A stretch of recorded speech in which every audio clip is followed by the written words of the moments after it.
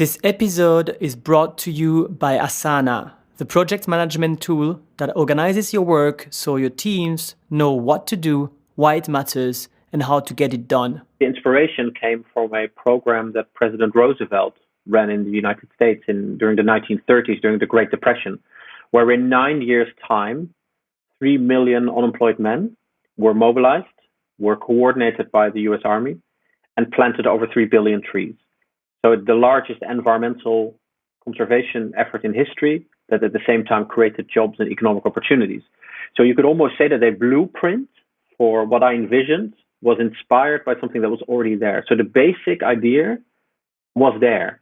And I thought if this could work in the 1930s on land, surely it can work now at sea in this modern day setting. So it's a lot of thinking around, well, what kind of ships do you then use? How are they financed? How do we get the approval from government? How do we create a role like a sea ranger that is interesting for young people, that also pushes their personal development? Welcome to Mission First, the podcast to learn from successful entrepreneurs changing the world for the better. Are you in the first 3 years of your company? And do you want to save time by avoiding making the same mistakes that lots of entrepreneurs have already done? Then make sure to follow this podcast, because you are going to get actionable strategies coming directly from those who have found product market fit and are scaling up fast with their for-profit companies or their NGOs. Think about it as a masterclass about product innovation, business models, leadership, and growth marketing. Bonjour, I am Gilles Toussaint. I help entrepreneurs have a bigger impact with this podcast, and I also help mission-driven companies increase their revenue more efficiently with growth marketing and my company, GT Impact. Are you dreaming of having a social impact on the world? Or are you dreaming about having a sustainable environmental impact on the world? Well, do you know it's possible to achieve both? Today I have the chance to talk to Wietse Van Der Werf, CEO and founder of Sea Ranger Service. Sea Ranger Service is a social enterprise with a mission to restore 1 million hectares of ocean biodiversity by 2040, whilst training 20,000 young people towards a maritime career. When the common advice for entrepreneurs is to focus on one product only, Wietse developed successfully 3 products/services with his social enterprise.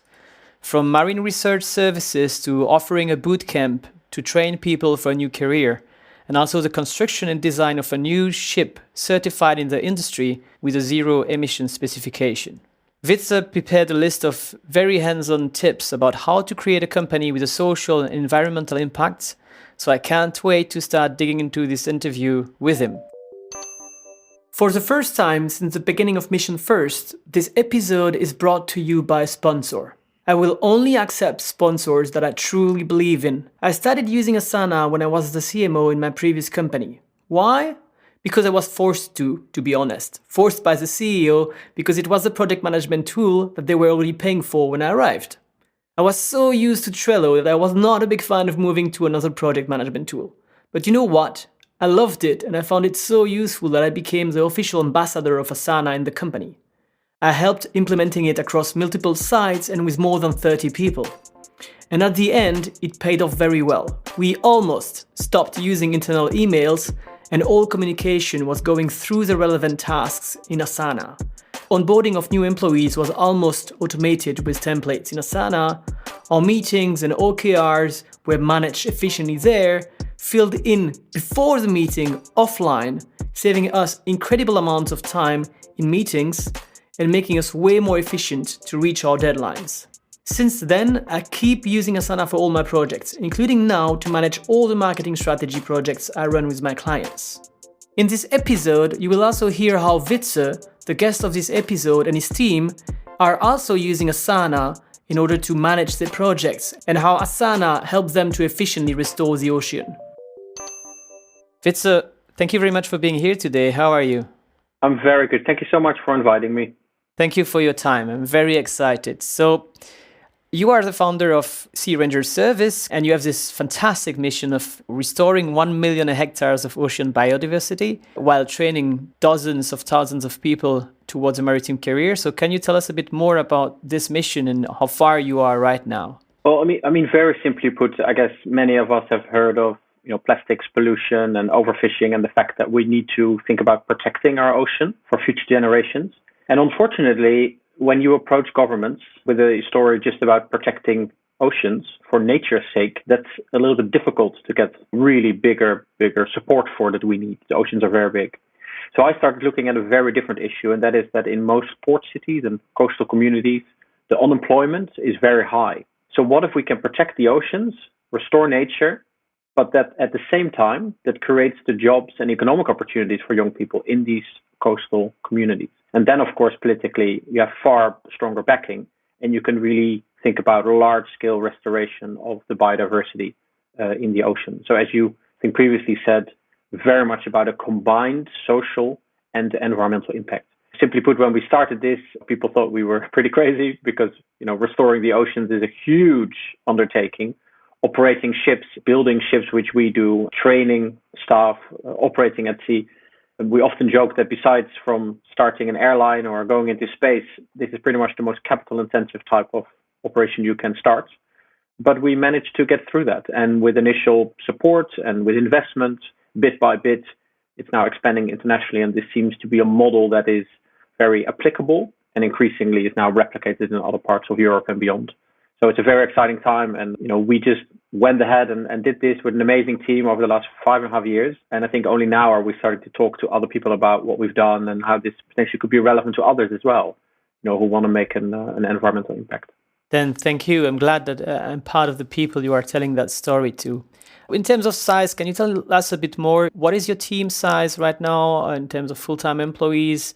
What is the revenue you are aiming at, and what kind of impacts, if you have already measured? I've seen that your zero-emission vessels that, for example, they consume 94% less fuel and emit 94.6% less CO2 than traditional motorized vessels. We'll get back to that into detail, but in a nutshell, can you tell us a bit more about your impact in terms of team, revenue, and environmental impact?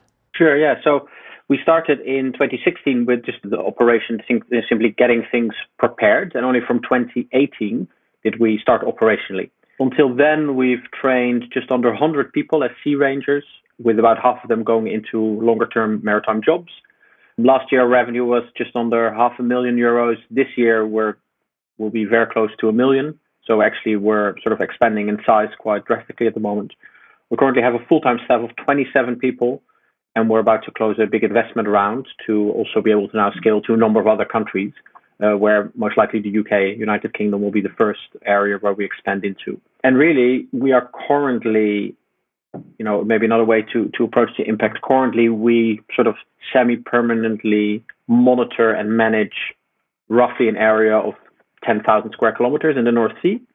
And we work with 5 Dutch government agencies and a number of other partners to do so. And in 4 of those 5 cases, we are contracted by government agencies for work that has never, ever been contracted out to external people. So I think in terms of impact as well, it's very much about opening up a new type of market, working as a social business with government in a way that commercial businesses really cannot. Also, it's interesting that even as a social business, that kind of impact is increasing. It's something initially difficult to measure, but increasingly we're doing very unique and pioneering work. I like to try to, visualize the impact in that case. When you said you already have monitoring about 10 square kilometer of ocean right now, and you are aiming at 1 million hectares by 2040, what is 10 square kilometers? How can you visualize that? Yeah, so that's roughly the Dutch North Sea area. So if you look at the Netherlands and you pretty much take the size of the country and you put that into the North Sea, that's roughly the area that is the Dutch North Sea area, if you put it very simply put. It's often difficult to really imagine. The ocean is so big. So ultimately, of course, what we're looking at, and that's something we only this year started working on the seagrass restoration work that took a few years to prepare. And ultimately, the amount of hectares that we restore actively, the biodiversity we bring back underwater, plus the amount of jobs we create and young people will get into employment, that's really the impact goal we're looking for. So there are all these other associated goals. And of course, if you're talking about monitoring an area of ocean, that doesn't mean you actively restore that entire ocean area. But it might mean, for example, our ships operate in these areas. We also have partners that help us with satellite tracking, whereby from space, we can collect the data that looks at where certain ships are operating also potentially illegally, sort of a semi-permanent smart type of monitoring we are able to effect in an area. Whereas if you traditionally only had one patrol ship go in, it would be very costly, quite polluting. And of course, there wouldn't be that social impact of training young people at the same time. So that's definitely, you could say, the sort of unique selling point to governments and also some commercial clients is saying, hey, we can go to sea. We have a certified ship. We can do all types of work, research, monitoring, surveying, maintenance, restoration of underwater landscape. We can do so cleaner, cheaper, and with social impact. And in fact, some of those young people we train also then working for the government agencies that actually contract us to do other types of work. So it's a very sort of holistic approach in that sense.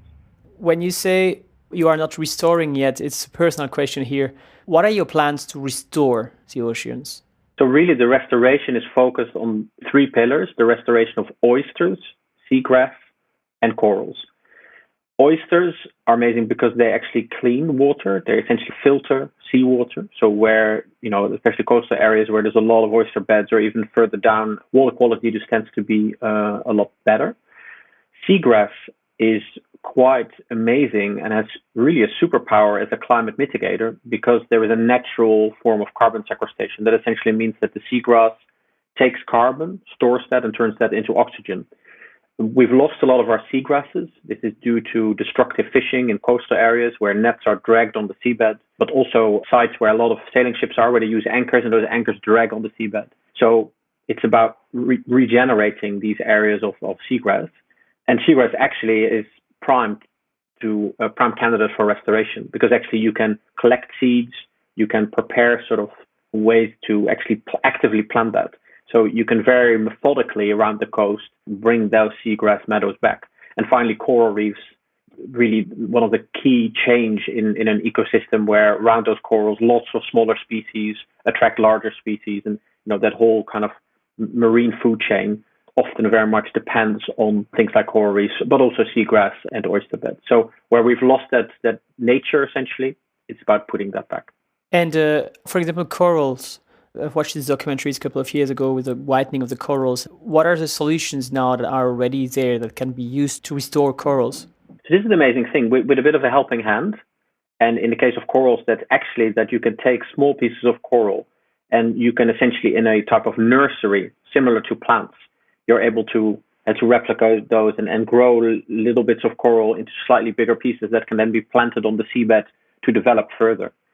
Now, with the Sea Ranger service, we are not the scientists necessarily that know all about this. And this is exactly the reason we started. Because what we see all over the world is that there are really knowledgeable people who start amazing conservation projects. And ultimately, the one thing they all struggle with is how do we then scale up this solution? And scaling up a solution for the oceans pretty much always means you need ships and you need people. And how do you run a sort of service of, in our case, sea rangers that are permanently at sea, that have workships that can do all this work? And how do you make sure that that is financed in a sustainable way? Because many of these projects are just reliant on philanthropic, like grant money and donations. And that's no way to scale these programs to the point where we really have them making bigger impact. So that's what the Sea Ranger service is about. It's essentially saying, how can we fix this issue of getting more ships and people out into the ocean, build a whole fleet of conservation ships around the world, and make sure that private finance, that new type of revenue models underpin the scaling of such a resource that can ultimately benefit many organizations and smaller businesses around the world. To bring the operations to the scientists and bring the capacity. The capacity. Absolutely. Yeah. And so it's also, we sometimes refer to it as how do you lower the barrier to entry? Because you can stand on the beach and you can, you might be able to fundraise for a small boat, but then you can maybe go like a few kilometers out of the coast, a few miles, and but we have to go further. But that's where our Sea Rangers come in.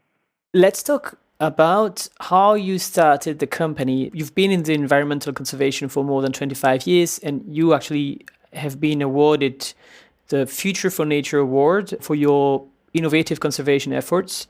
And you received a grant of €50,000, and this is how basically you started Sea Ranger service in that time in 2016. Can you, in a nutshell, for the people listening to us who haven't created the company yet, explain us a bit the company incorporation, the few steps, who you contact, how many people were there at the very beginning for the first few months until the company is incorporated? Yeah, so I'd worked in ocean issues for many years. I investigated illegal fishing for many years, and just dealing with so few resources, a very limited capacity. So this was in my head for a long time. And actually, the inspiration came from a program that President Roosevelt ran in the United States during the 1930s, during the Great Depression, where in 9 years' time, 3 million unemployed men were mobilized, were coordinated by the US Army, and planted over 3 billion trees. So the largest environmental conservation effort in history that at the same time created jobs and economic opportunities. So you could almost say that a blueprint for what I envisioned was inspired by something that was already there. So the basic idea was there. And I thought if this could work in the 1930s on land, surely it can work now at sea in this modern day setting. So it's a lot of thinking around, well, what kind of ships do you then use? How are they financed? How do we get the approval from government? How do we create a role like a sea ranger that is interesting for young people, that also pushes their personal development? So all of these things, it's really taken a lot of people that have helped think with me and our team about this. And from the very start, I just talked to a lot of people about this idea. I literally I must have met like over 200 people in the first sort of year, just talking with them, just saying, what do you think about this idea? And what was really, I would say, crucial in the success for us was that we decided not to work with like-minded people.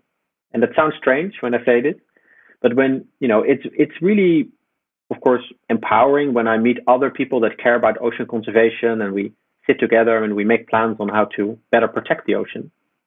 But if I have to build ships and I have to train sea rangers and I have to get government contracts, who I actually need are veterans that can train the sea rangers, that have certain skills. I need shipbuilders that can build ships. I need bankers on the finance side, and I need civil servants to come on board, to think about how they can contract us from a government perspective. So suddenly you're in a much more conservative part of society that actually, if I go to these shipbuilders and military veterans and I say, hey, we have to protect the ocean, put a little bit harshly, these people don't really care about that sort of stuff. But what they do care about is the fact that you are giving young people new perspective, and that you employ veterans to train sea rangers, that you innovate in shipbuilding, and even zero-emission ships is something you can develop. So I think I've become better at really thinking, what is it that we need and who are the people that are best placed to help us, and how do you appeal to the intrinsic motivation of those people? I don't need to convince anyone about our mission. I don't need to convince people. It's a mission it's a little bit broader and allows lots of people to find what they're good at or what their passion is inside that mission. And that has meant that from the start, it was, very broadly supported, even from more conservative politicians, even from maritime businesses. And that also meant that on the first day when we announced that we were going to start this, we had the mayor of Rotterdam, the CEO of the port of Rotterdam. This is the largest industrial port in the Northern Hemisphere. They stood on stage and they backed the program, and then things sort of, developed from there onwards. And as you say, luckily I was sort of awarded this Future for Nature award that had a bit of first starting capital, and that allowed us to then get a little bit more investment in from others, and that's how we got the ball rolling. Let's start with the do's and don'ts that you sent me. So on the topic of how to create a company with environmental and social impact combined. And the first one you told me was resist the core focus trap. Maybe you can detail me a bit that, and you're going to talk about products, I guess. Yeah, no, for sure. So maybe it's good to clarify really briefly. We essentially do three things. We train young people as sea rangers. So those can also be unemployed people that we help towards these trainings.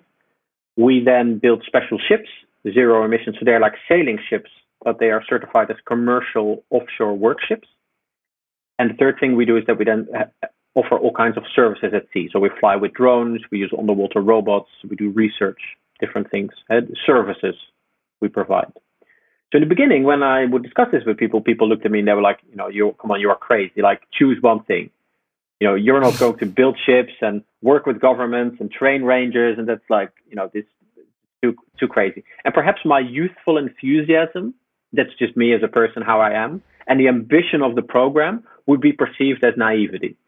So especially in that maritime industry, a lot of sort of middle-aged white guys would like tap me on the back saying, sure you are, very sympathetic idea.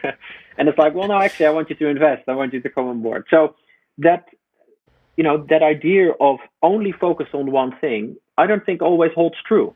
It needs to be realistic, but it can be that actually you do two things at the same time, or that there is a combination of factors that make it extra strong. And interestingly, in the industry of shipbuilding, we do something really unique because we develop a new type of zero-emission ship, and that ship then goes on to be used straight away for all types of innovations. And the feedback of the using that ship at sea can feed back information about developing the new ship. So it's also in each of the industries we work, because we have a slightly broader focus. It just means that there's more depth to our mission and what we're working towards. In the timeline, it seemed clear that you started with offering a service to restore the sea and to help the cycle, the marine research, marine area monitoring, and the bootcamp that you started to train the sea rangers. But was the ship building and design part of the really initial things you've done as a vision, but also practically? Have you started to focus on the three things in parallel, or was there a specific order? Yeah. So I thought what we do is we first build a ship, we then find the contract, and then we train our sea rangers and start the work. But actually, it turns out that everything happens exactly the other way around. So what we have to do is we have to first train sea rangers. And then in government, people said, oh, you're training sea rangers, and the minister doesn't want to be left behind. So actually, they literally told us, if you had written a plan and you would have gone everywhere to ask for support, nothing would have happened. But because you simply started it, and because we see these young people, and so that actually gained us the contract, and we used sort of temporary. We hired another type of sailing ship to do the work, and only now are we able to realize the financing through a bank to then build the new ship.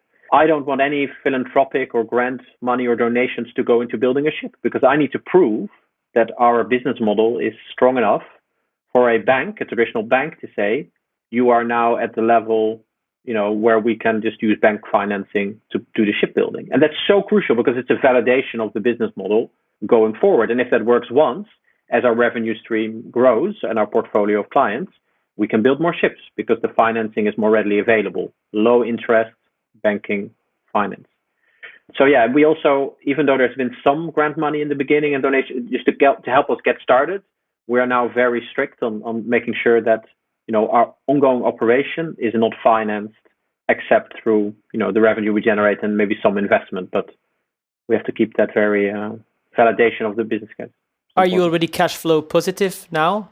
Cash flow positive, yes. We haven't broke even. That's still, I would say, about a year and a half down the line. There's, of course, a lot of upfront investment needed to start this kind of operation. Yeah, I mean, I wouldn't say it's always been easy, for sure. But yeah, we're strong and it's growing. It's expanding. So it's a very exciting time. So you said initially you had a couple of grants, then investment, and now banks soon, and you're starting a bigger investment round right now. What is the proportion and the timeline of grants versus investors versus banks? Yeah, so I would say the first 3 years, but that was even a small team. There were no sea rangers. We didn't have our ship ready yet. So I would say the first 2.5, 3 years, it was some grant money, some early investment, and like 80% of that would be grant money and 20% investment. And then I would say the 4th year, when we started our operation, that almost changed. Like 3/4 would be investment and 1/4 would be grant money. And now, in our 5th year, it's like 1/3 of it is contracted income and the rest is investment. And this year it even moves on. So now just over half of our income this year will be covered by our revenue through our contracted work. So it keeps moving along in that regard. And I think, and that's fair. I mean, we have definitely attracted sort of social impact type investors that understand this, that are willing to make available like long-term, like patience capital, that don't necessarily seek a return within a few years. So we're allowed to develop and pioneer and build this up. And I think everyone is confident by the fact that they keep seeing that even all of those government contracts we obtained that started as small pilot contracts, every year now they're expanded and the work expands as well as the revenue that generates. So that is, I think, the strongest validation of the fact that the model works. It's just a question of scaling it and making sure we keep attracting those new and additional clients. I think when you are mentioning it, a very important factor here is also the way you structure the company, because you're talking about business model, but I really like that on your website, so searangers.org, there is a governance in the about pages where it's not very often that I see that, where you clearly see that you have basically created 5 companies. Can you explain us a bit? So you have one main one, which is a foundation, then one holding BV, like another one, which is a for-profit one, and then you have a series of other for-profit ones. So can you explain us a bit how this works and the different business models of both and the advantage of So we are a social business, a social enterprise. And to me, it was very crucial that if we are going to get support from government, from other maritime companies, if there is a strong social element to this work, actually, even though I started it, I don't want to, have some kind of exit with me making a lot of money personally. In fact, it's about the impact. And we can make that impact because a lot of people are investing not just money, but also investing time, effort, expertise. There's a lot of corporates who are supporting us in many ways to get this business model up and running. So I decided that the business would be owned by a non-profit. And all that means is that we have strong independent governance. So even though I'm the CEO of the company, I have to report to an independent board. And I actually think that's good because we have, developing something like this, there's a lot of challenges involved. And I like the fact that I have a good sounding board. And I have a board that, they're not just yay sayers. So they're critical, they give critical feedback, but they also let me and the team be entrepreneurs and move forward. So at the top is a foundation, a non-profit, a charity that owns our company. And the company is essentially a holding company under which the different activities we organize in different companies. And there's a fair practical reason for this. If we are building ships and we are organizing the ownership of these ships in separate companies, that is essentially a sort of industry standard. That also to ensure limited liability for if anything happens with the ship, that is organized, the ownership is taken care of in a separate company. So we have Sea Ranger ships and all our shipbuilding falls under Sea Ranger ships. The training of young people, the bootcamp, working with the veterans to train the youth, getting contracts from local municipalities, that is Sea Ranger Bootcamp. So that's where we do all of our training, personal development. And then Sea Ranger Service, which is also our core brand, that is really for the offshore services. And that operates the ships at sea. So we also have different teams within the company that, take care of these different entities. And over time, as things grow, there is no reason why our bootcamp couldn't train maybe people at other companies to do similar work. Or our ships company could build a ship as a commission for another organization because they want this new type of ship for their research work, for example. Those are possibilities. So we have sort of growth plans for these individual companies, but we still make sure that all of it falls under the holding company and ultimately our non-profit.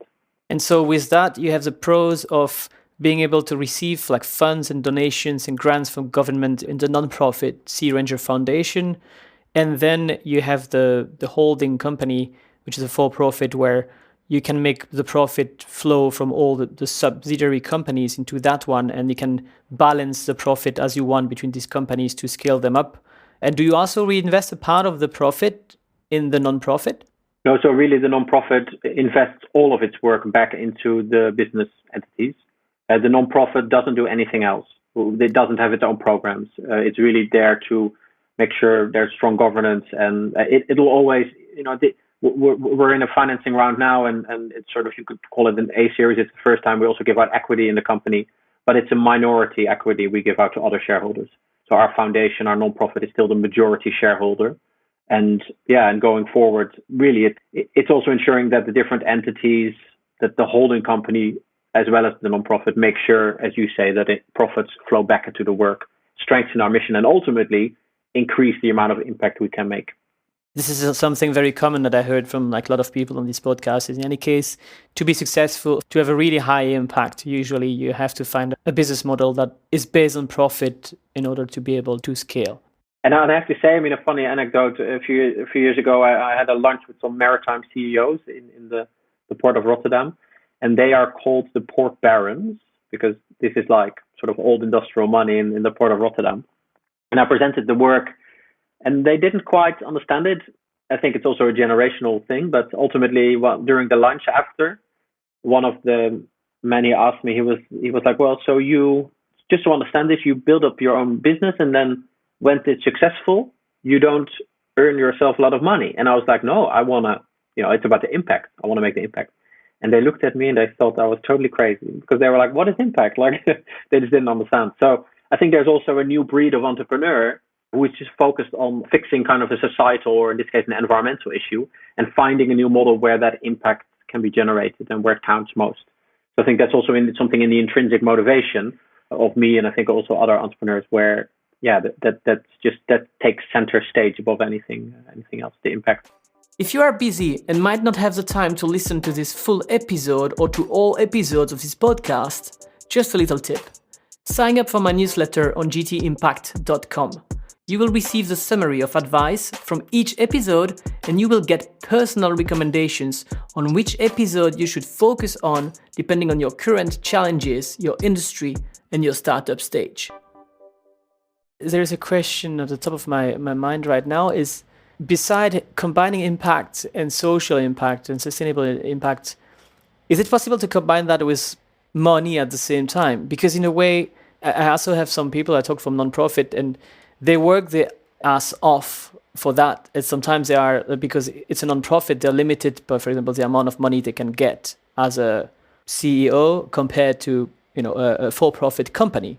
Is it also something that, in terms of all the roles in the company, also people working for nonprofits, sometimes they are not so well paid because it's not a market-depending type of company which has a lot of profit. So is it also something that you can use in that way, be able to pay the people in any role better than they would be in a nonprofit?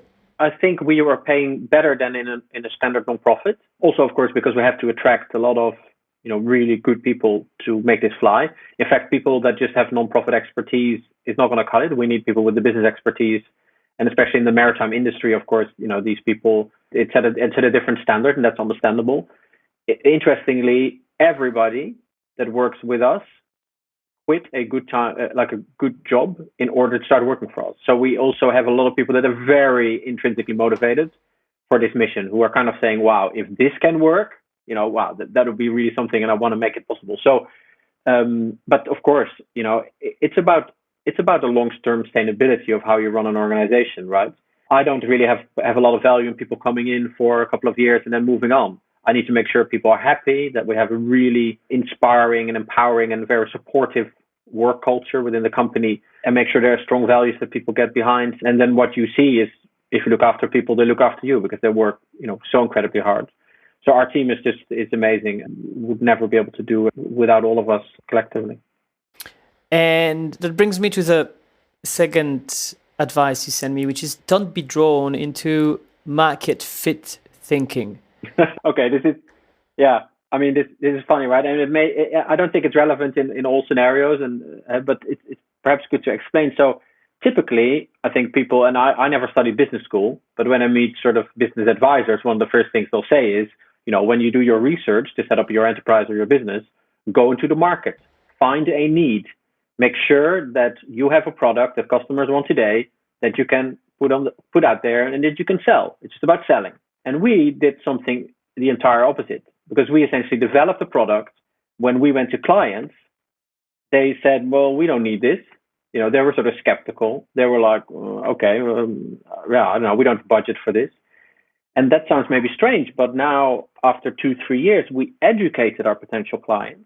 And this is government agencies, some commercial maritime firms, where for the first time, they're now seeing potential, and they're seeing impact, and they're seeing the relevance of the services we provide. So we opened up a new market by essentially saying, this is something that doesn't exist yet, but we think it could really make a difference to how you run. And in the case of government agencies, where they have to cut carbon emissions, where they have a big challenge on recruiting young people to come into their agency to work on the ships, and also where they have limited budgets. Again, because we operate the ship cleaner, cheaper, and by training people at the same time, that gives three impacts that ultimately count. But if we would have just looked at the market and thought, how do I have a product that fits in here today, it wouldn't have worked. We had to educate the market. We had to bring people along in the story and really make them understand that this is a bit of out of the box thinking, but it can work. And of course, the first meetings with governments and at the agencies, people looked at us and they were like, okay, like young people on a sailing boat protecting nature, very sympathetic. We'll make a donation. That's the first reaction. And then it's saying like, well, actually, no, because it's a business and you explain all this. And then it really has taken 2-3 years to get potential clients up to the level where they're now saying, wow, now we really understand how this works and we want it. So in order to create this blue ocean, get out of the red ocean where everybody tries to be as well, how did you educate them? You talked about you need to educate them. And I think for any cutting edge new products, but also new services, you need to educate the persons, and there are different ways to do that. But what was your approach in order to educate them during the first 2 years? For us, it's been all about changing the narrative. So let's say you are a government official in charge of, well, it doesn't matter which department. Typically, environmental organizations would approach you and convince you that we have to protect the ocean because it's polluted and overfished. And we did something very different. We actually said, hey, we have a new sort of business model where we employ veterans from the military, from the Navy. We work in these areas with high unemployment, and we're going to create the jobs there. And we do that because we also ultimately at the same time help to restore and research nature at sea. But that was kind of almost like a smaller thing we talked about. So what you suddenly have is you're bringing a social economic proposal to government. It's about job creation for young people and veterans. It's about supporting people that have served in the armed forces, and it's a business model. So ultimately, it feeds a very, you could say, more conservative narrative. It's something that kind of it's very accessible for establishment to say, okay, this is something we want to get behind. And it also was in how we approach government. On the very first day, we almost looked like corporate lawyers the way we stepped into the building. And in a ministry, government department where everyone is sort of fairly casual, the first thing people say to us is like, oh, this is not what we expected, from an environmental program. So it's about those preconceptions people have, which are quite silly, but we use them. And people would actually say, wow, this is not what I expected. So then in their brain, a little door opens like, oh, well, maybe there's other things because this is not what I expected it to be, which means they're more open-minded to what you have to say. And these are very simple things around persuasion, but they work. And this is something ultimately how we change the narrative and also positioned us as a very non-traditional environmental organization that actually has helped us to get financial support and political support where ocean conservation normally would never get it. And I think that's really been the power of how we sort of changed the mindset of people on how to approach these issues in our work. This persuasion trick is, as you said, is all about, I think it's called framing as well. It's just about set a frame which puts you in a certain category which they didn't expect it. And that puts you in a very different position from the start. Going back to the more NGO world that I've been involved in even before for years, we always approached politics in the same way. You write a petition, you protest, you approach members of parliament, you are trying to change legislation, you have traditional lobbyists. It's a very different, so if you constantly do the same things, of course, government has a way of dealing with you. And so I think they also didn't quite know what to expect from us. And we also said, at some point we were always very correct. Because we don't influence policy. We don't go into government and say we want to change the law. We say we just want to help you implement it. And that was also, I think, something where after a while they realized that we were very correct and a little bit traditional in how we approach them, always with a smile, but we also wouldn't go away. So we'd also say, unless we have a contract, we will keep coming back. And I think they ultimately respected that and thought, this is a company that we can do business with in sort of a new way. As you're talking about governments, your third do was, don't in that case, don't be afraid of governments. So can you explain a bit what you mean there when you said consider them as launching customers?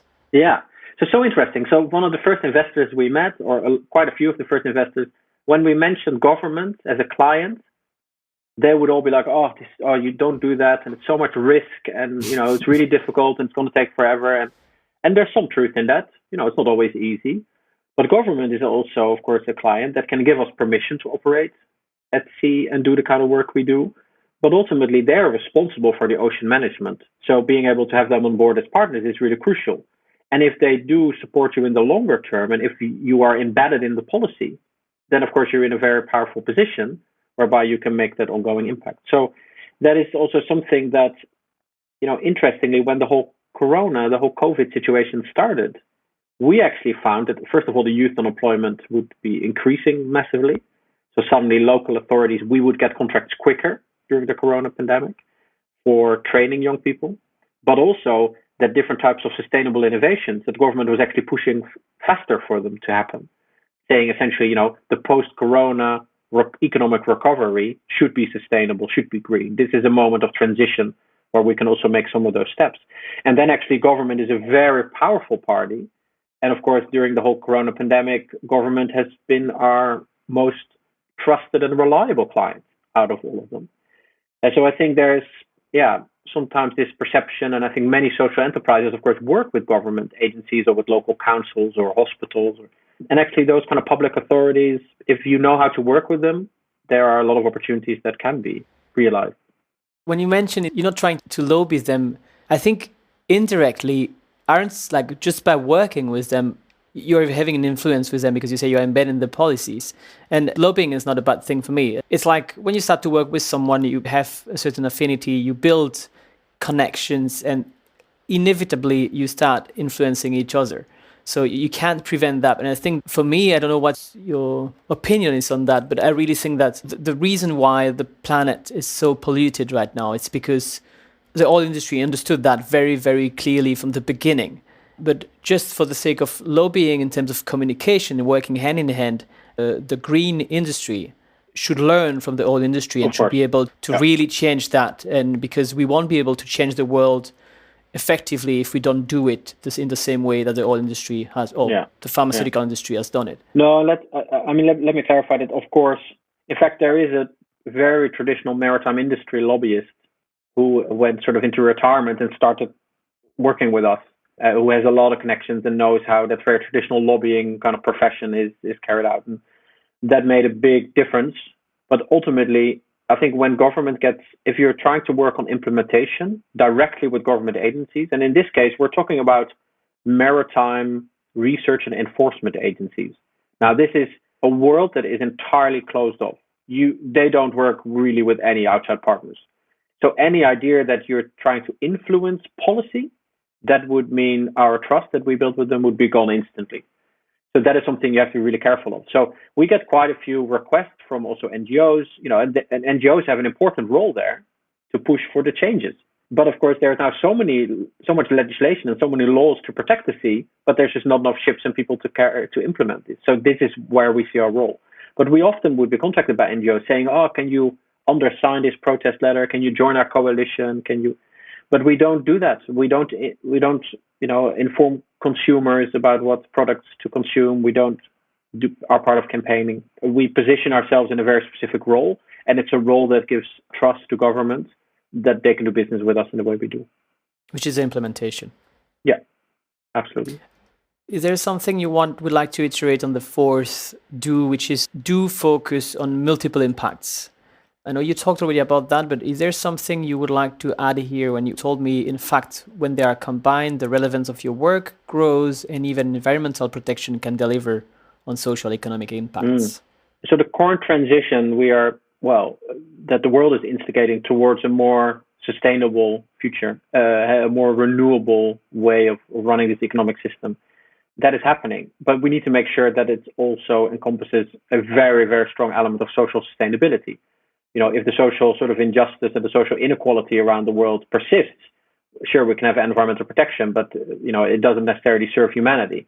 Whereas actually a lot of building renewable energy sources, restoring landscapes, changing our food and agriculture systems, a lot of those models increasingly encompass a social impact element. And it's so important because it actually means that where miners and fishermen and others are losing out on increasingly on jobs, people can be retrained to install solar panels, to be seaweed farmers off the coast. And so that transition has to be social. And interestingly, when we first started this, we would speak to funders and investors, and they tell us, no, we have a sustainable fund and we have a social fund.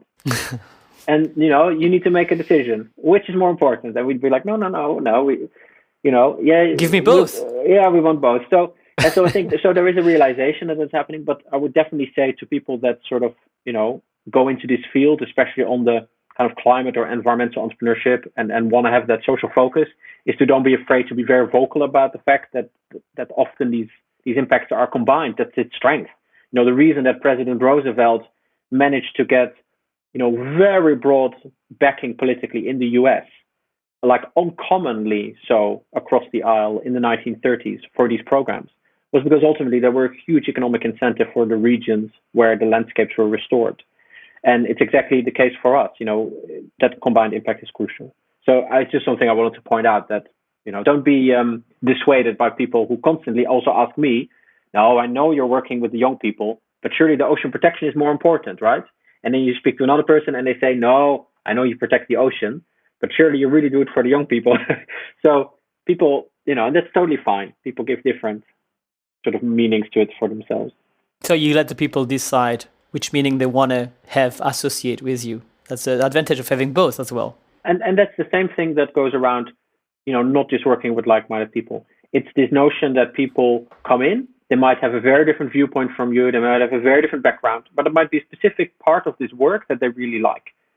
Then get them on board, And I think in the environmental movement, there's often a little bit of a pitfall that we're trying to mobilize people who, are sort of all-encompassing, who, are totally buying into the entire messaging around protecting nature. And we need to mobilize more broadly, otherwise we're not gonna make it. Totally agree. So you're talking about multiple impacts, and because you have so many different projects that you are running in parallel, I'd like to talk a minute about how you use Asana, the project management tool, to run your organization efficiently. The reason why Asana is behind this episode is because I'm a certified pro coach of Asana. I was such a geek and a fan of Asana in my previous company that one day when I met the team in Berlin, they told me you should become a certified coach for us. And that's what I did. So I passed the test and the training there. And now from time to time, some of my clients are actually organizations that I'm coaching, or I'm coaching their team on how to use Asana and how to implement it efficiently with all the teams together. So earlier this year, I was looking for our next guest for this podcast. And so, I reached out a bit everywhere, and I reached out on the Slack of Asana to see hey, do you know any inspiring companies with a sustainable mission? And actually some people at Asana referred you, and this is how we got in touch. And you told me that Asana actually helps you to restore the ocean. So I was like, okay, this is going to be a perfect episode in terms of mission. And maybe Asana wanted to be a sponsor of this episode. And the reality is that they agreed. So thanks to them. Can you explain us a bit, when did you start using Asana? And what were the kind of needs or problems you were trying to solve with it? So first of all, what we started is something very ambitious, because we're doing a lot of different things at the same time, working with many partners. So keeping track of all those goals, projects, timelines, tasks, deadlines, it gets too complicated. So Asana really gives a unique overview because it allows people to work very independently. And looking at different sort of tools, ultimately Asana, we started using it a year ago, and we're incredibly happy because it forms a very strong sort of backbone for the company on how we organize our work. So we're big Asana fans, and I would say that our ocean restoration work is possible because of Asana helping us along the way, essentially. What kind of benefits did you find with it that you might not have found with other products? Because there are tons of solutions, and it's just your use case. I always say some people are good with other software like project management tools. So why in that case, which other tools have you considered, and why did you stick with Asana? Yeah, so we use things like Trello before, and Basecamp, and those tools work really well. I think if you work in a team, that can really work. But again, for us, it's a sheer scale of at which things are operating. The key focus for Asana that was a game changer for us is the fact that it's so task driven. So actually, I think what people sometimes forget when they're in a meeting and they're discussing in the team and the only thing that matters at the end is what are the tasks, what is the context of those tasks, and when should they be carried out, right? When is the deadline? And that fits into a bigger sort of timeline of when you want to get stuff done. And so I think there's so much, as Asana also calls it, work about work, that actually the promise, I think that Asana gives of like, if you properly implement that, you can get up to 30% of your time back, actually rang true for us. I would suddenly gain a lot of time, because instead of people emailing me about things and then other people responding, or I just look in Asana and I can see the status of a task and I don't have to ask people. I can see where things stand. It's very transparent. So it opens up this possibility of people working more, with more autonomy. And it also makes kind of the sort of nature of the work as such that coupled with the fact that, just over a year ago with the whole COVID situation starting up, that the remote working kind of goes hand in hand with people working more autonomously in their role. So I think if you guide that properly, then in the case of our staff, I think people have been very receptive to it. And, they don't have to wait on a manager or someone else before they can continue with other types of work. Asana gives that insight. And there's always another task to to carry out. Yes, you always have more tasks. But I also agree with you that's especially the offline part, but it's also a process to get as a company. When I was CMO in my previous company, and then we used it across 2 different sites.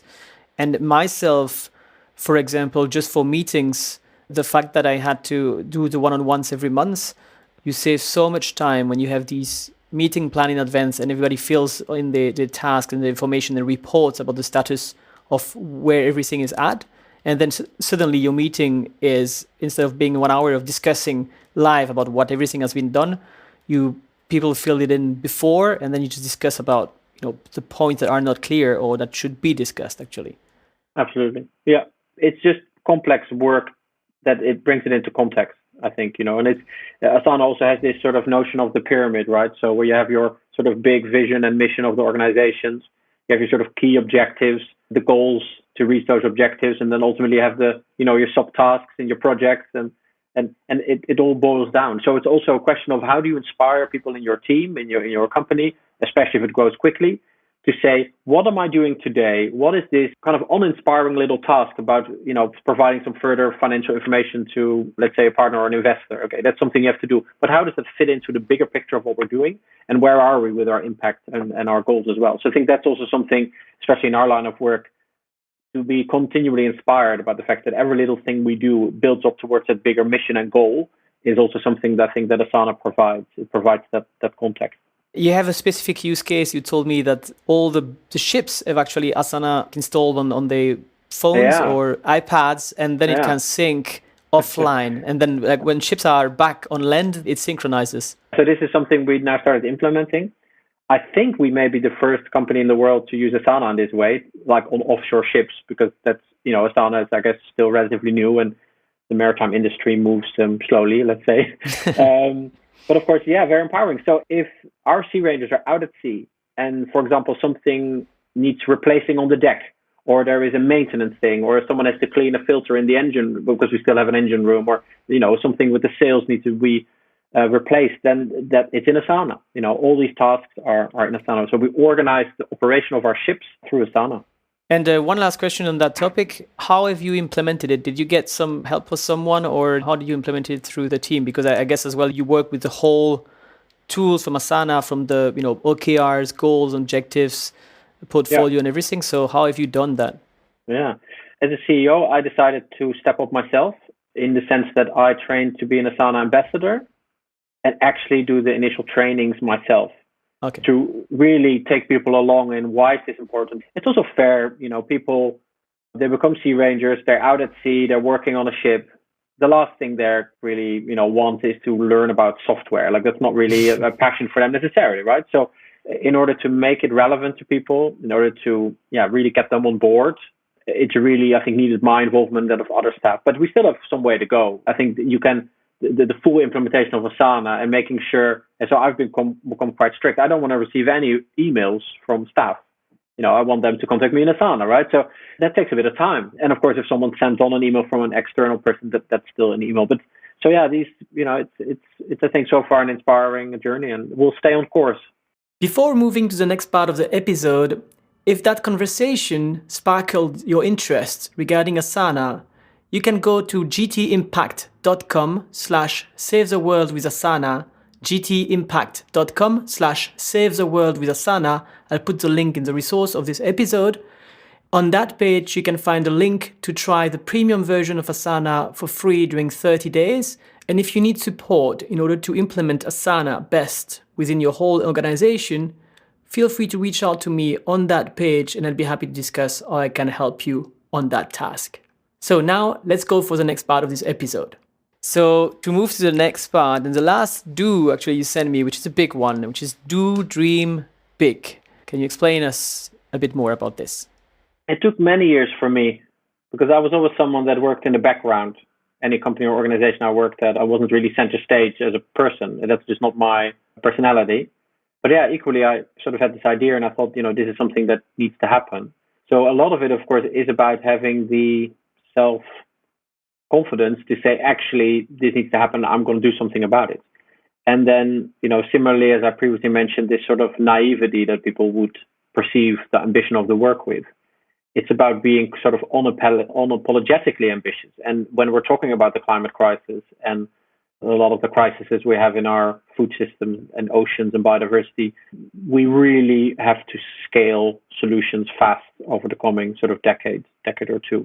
So yeah, do dream big. And I think especially as a social entrepreneur, some people sometimes tell me, oh, there is not such a thing as a social business because it is simply a business. And I don't really believe that because we do, even though we are developing business models and revenue streams to make sure that our work is profitable, there is still a lot of recognition for the fact that you're doing something with a social benefit and that it's a societal benefit. And so there's a lot of willingness from corporates and from government and others to step in and to help assist with that. And to give you sort of a couple of examples, PwC, met with the partners in the Netherlands, and they started to support us in these huge ways, entirely pro bono. So for free, we had like many consultancy hours, and any kind of tax issues or things around public procurement or legal queries would just be dealt with because the people at PwC thought, wow, this is a kind of business model, really cool. And ultimately, if they make profit, that can go back into the mission. So there's that willingness. And of course, if you have a purely commercial company, and that's nothing bad with that, but it's more difficult to get this kind of support, because they would just send you an invoice. And similarly, what we have done to ensure that we can replicate this success of the Sea Ranger model in other countries is that we developed a franchising model. So we believe it may be one of the first times that a conservation solution is replicated through franchising.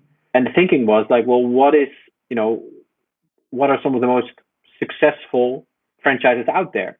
If McDonald's can sell burgers really efficiently using franchising, and Starbucks can sell coffee around the world, and IKEA can, get their flat pack furniture in everyone's home around the world, surely there is something we can learn here from corporate business because they have simply found a methodology that's really, really effective. So we ended up at IKEA, and we worked in this program within IKEA. We met with the CEO, with the CFO. We had like various senior legal people in IKEA that helped us literally to understand, well, how does an IKEA franchise work? How is an IKEA store run? And if that same efficiency can be applied to Sea Ranger ships, wow, there's a lot of potential there. So they developed with us a franchise model, and that's now replicated. Initially we're going to start scaling to the UK from later this year, Norway, South Africa, some other countries on the cards. So it's really, I think, I would have never thought that I'd sit down with the CEO of IKEA and learning their sort of trade secrets on how they run their company. But actually there's that willingness. And so dreaming big, while realistic, and you need to have a clear plan. But it also, I think, people buy into that ambition over time if you can be seen to be realistically taking steps to achieve that. And even now in the Netherlands, but also in the UK, the military is coming on board, more structurally. We have the different kind of rescue services at sea that help train our Sea Rangers. As I said, there's banks that are now essentially saying we're going to invest in the shipbuilding side of things. More governments. We have at the highest levels, various governments, now the conversations. So I would have never dreamed of this being possible like 5 years ago.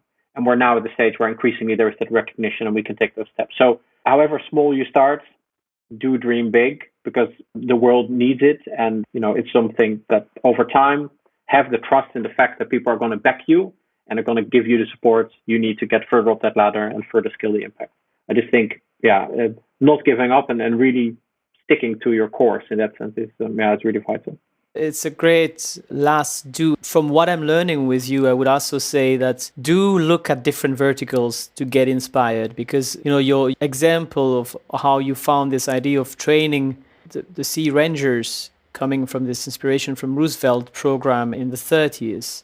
Now this franchising being like inspired by IKEA is actually, it is how the greatest innovation, even the music industry, if you think about it, goes. It's like you look at different styles, genres, and you steal. And here you're doing the same thing. You don't steal it directly, but you just apply it and get inspired by that. So I really like that idea. And it's a recognition also of the fact that it is about having that cross-disciplinary kind of approach. One thing I love about the fact that it also boils down to individual people. Our sea rangers, there is a sense of pride and identity that they take from being a sea ranger. Even though they have different reasons, it works for them. It's something very personal. Perhaps maybe a final anecdote that I think was for me quite a sort of a unique moment, really. So I was at this TV show in the Netherlands. It was like a live TV show. And at the end of the show, we finished and some people were having drinks. This is a couple of years ago. And so a woman came up to me and she was like, "Oh, I love the work you do." And I was like, "Oh, thank you." And she was like, "Oh, I'm not sure what I can do, but I would love to support it in some way." And I asked her, I was like, "Well, so what do you do? Like, what's your profession or your skills?" And she was like, "Well, I'm a dentist." And I thought like, well, I'm sure our sea rangers could use dental care. Like that is something in potential you could provide. Now, it might seem like something really silly, but the fact that someone can be mobilized, even a dentist with their skills, to have a small role into running a ranger service and helping to protect those oceans, that is something so powerful, And I think if anything gives sort of promise to a better future is the fact that everyone can be mobilized based on their own intrinsic motivation and skills and passions. So did that woman end up like giving services, like dental services? Yeah. So we're still in touch. Of course, the whole Corona thing made it a little bit tricky, but we're talking about the fact that dental care becomes available. But that is, I think, something so powerful. Really try to understand whoever is on the other side of sitting in front of you. Really try to understand what motivates those people and appeal to that to strengthen also your mission. It's something that really inspired me. It's ordinary people that make that difference. Before getting to the usual last questions I asked my guests, two small questions is regarding growth. What has been your growth strategy to get more donation, attract more talent, get more clients, get more like investors on board, because investors can invest too? Which channels have you used? What has been your communication and growth strategy? Yeah, Ashoka is a network of social entrepreneurs, about 3,000 globally. And I was elected an Ashoka Fellow a few years ago. And that's made a really big difference because there's quite a few social impact investors that are actively involved in this network. There is an organization called FASE, the Financing Agency for Social Entrepreneurship. They are based in Germany, the Netherlands, a few other countries. And I think if you have a social enterprise and you're looking to raise any kind of financing, they are really amazing at offering support and guidance. How do you call that one? FASE. So it's the Financing Agency for Social Entrepreneurship. And it's really been a case of getting out there, going to all types of events, speaking as much about our work as possible, getting yourself out there pretty much nonstop. But again, we're now, getting close to, it's been like over 5 years since we started.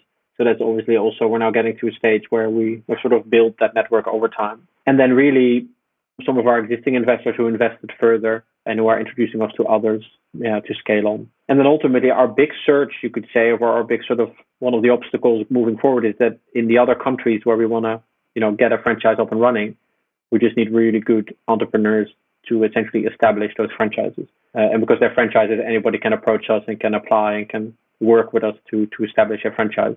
But there's just a lot involved with, of course, the training and the ships and the contracting. I will put the links to the Ashoka and FASE here on the notes of the episode, which brings me to one of the last questions I was curious about was, I've interviewed Paul Watson in this podcast on the first season, second episode, super interesting, inspiring interview for me.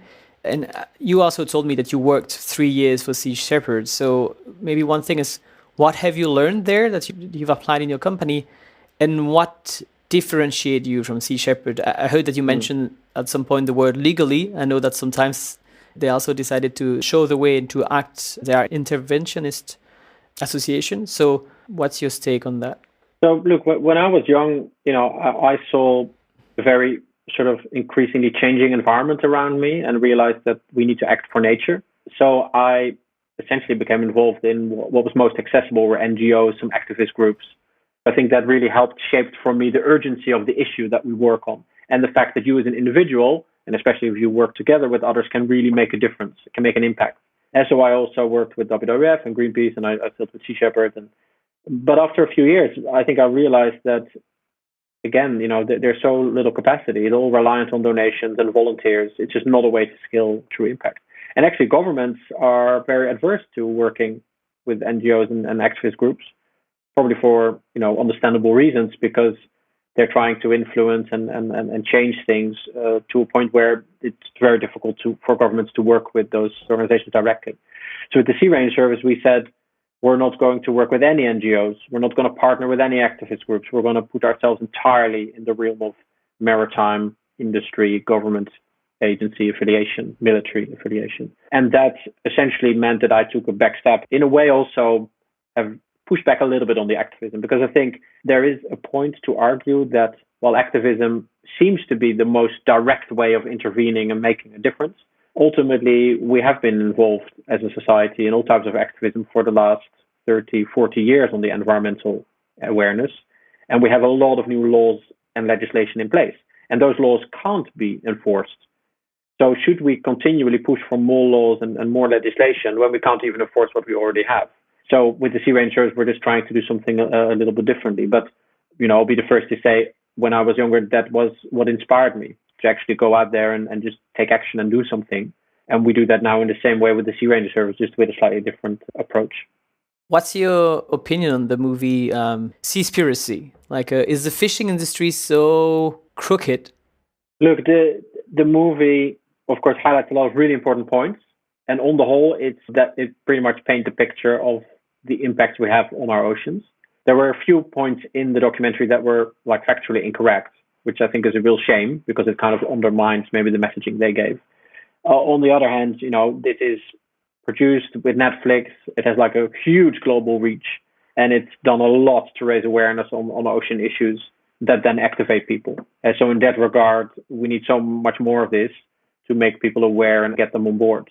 So, of course, all our Sea Rangers as well, they all watched it. We actually had internally, we also discussed it as a team. And I think the general consensus was we might have made some different decisions if we produced it ourselves, but the fact that it's made and those people made it and got it out there, it's a big achievement. And, one of the issues is it's what's called sea blindness.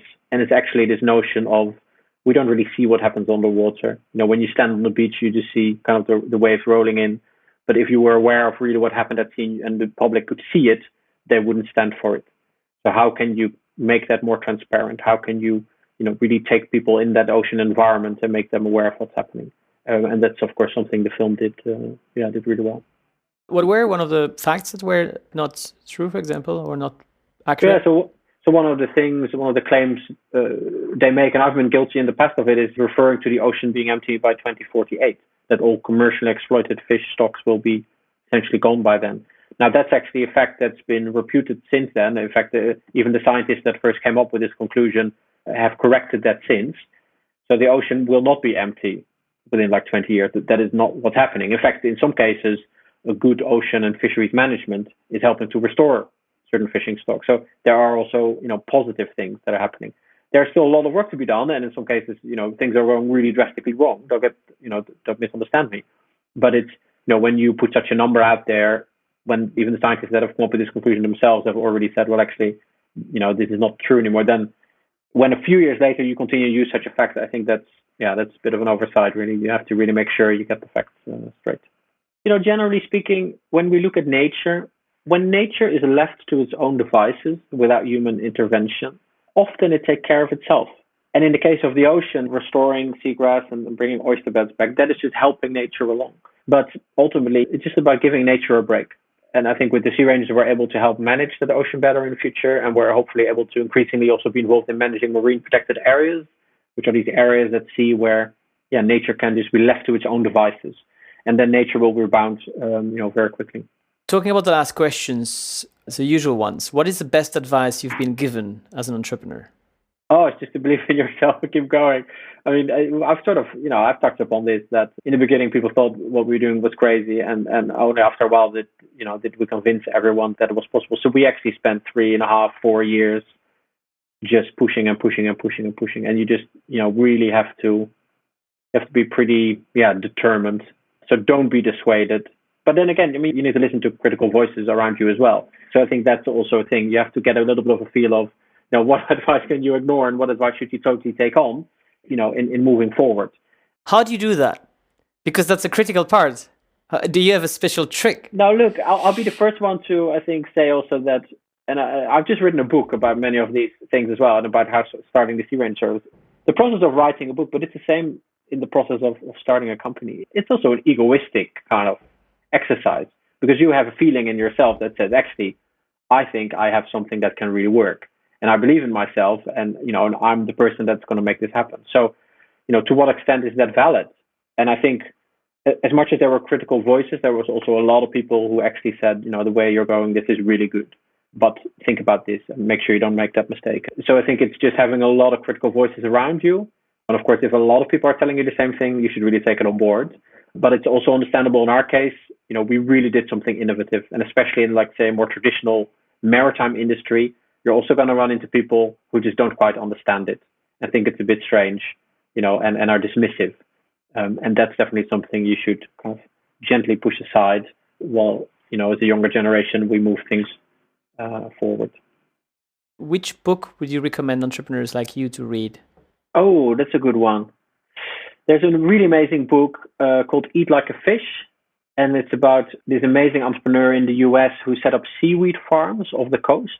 And he's involved in, like, regenerative ocean farming. Brent Smith is his name. And he runs this organization called Green Waves. And he's sort of reinventing farming, but on the ocean, which has a lot of benefits. And it's a very non-intensive way of agriculture, of aquaculture, essentially. So that's a really inspiring book, because he's like a former fisherman who, sailed out on, involved in very destructive fishing, and actually turned to now restoring the ocean through producing seaweed.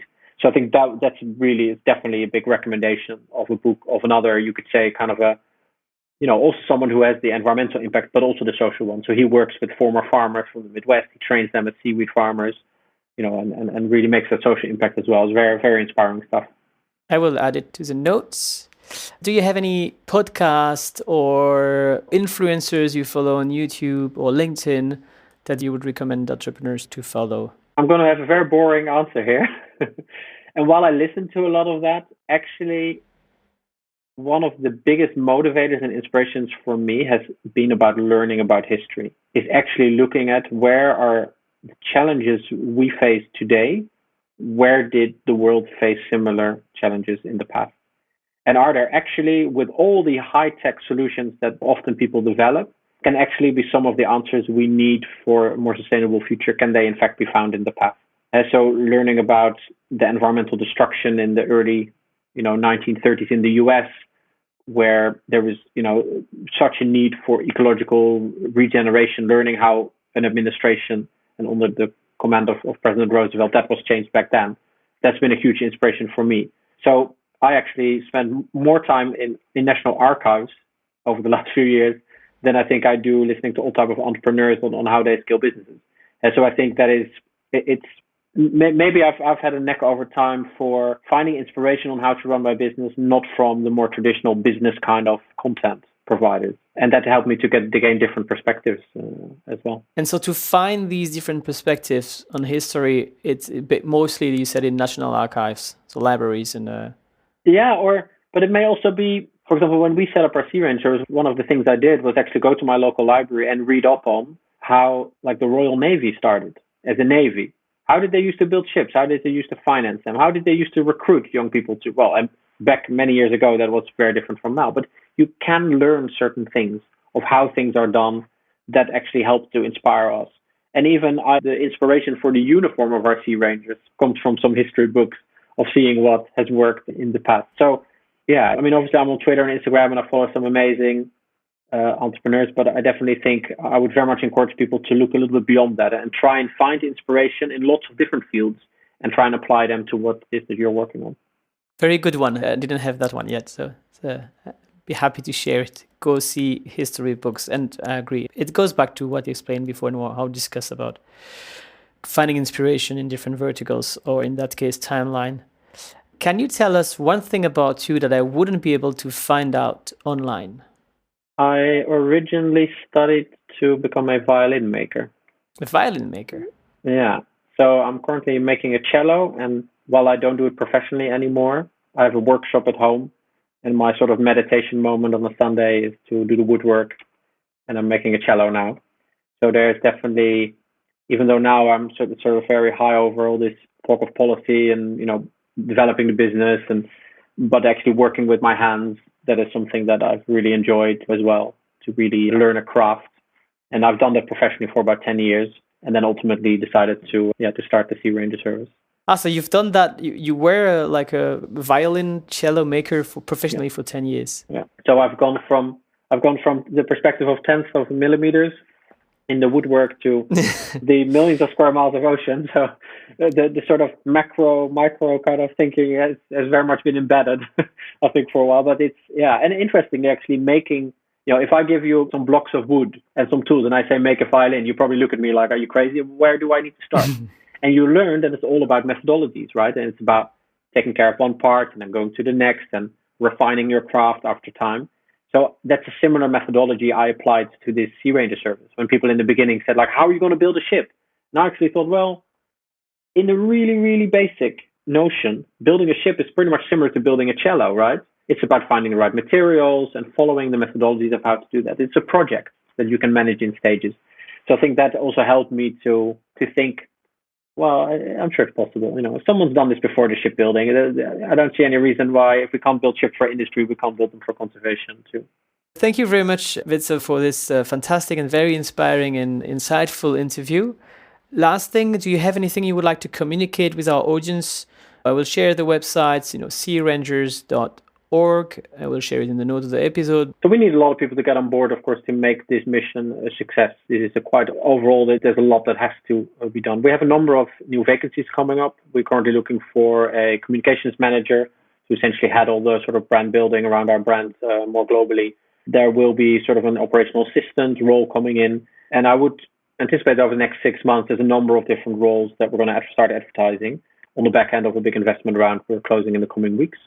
So searangers.org/jobs is where we post all these jobs postings. The other thing is that we are now scaling into, for example, the UK, and there we will start an initial financing round specifically for the UK expansion.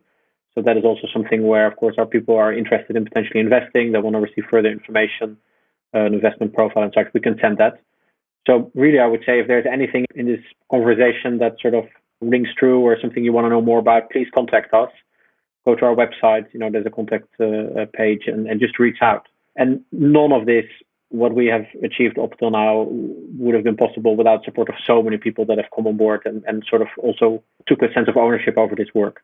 So in that sense, there's still a lot of people that we've never met that are hopefully waiting in the wings to take this mission further. So I very much look forward to people that potentially perceive them for themselves to be a role there.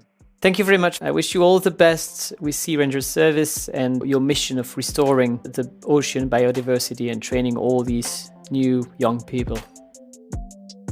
If you like this episode, you can share it with your friends because sharing is caring, and you can give it a 5-star on Apple Podcast because this really helps to make it more visible to other entrepreneurs working on a better future like you. If you are busy and might not have the time to listen to all episodes of this podcast, just a little tip. Sign up for my newsletter on gtimpact.com. You will receive the summary of advice from each episode, and you will get personal recommendations on which episode you should focus on depending on your current challenges, your industry, and your startup stage. Thank you very much, and see you next week for the next episode. Have a nice day.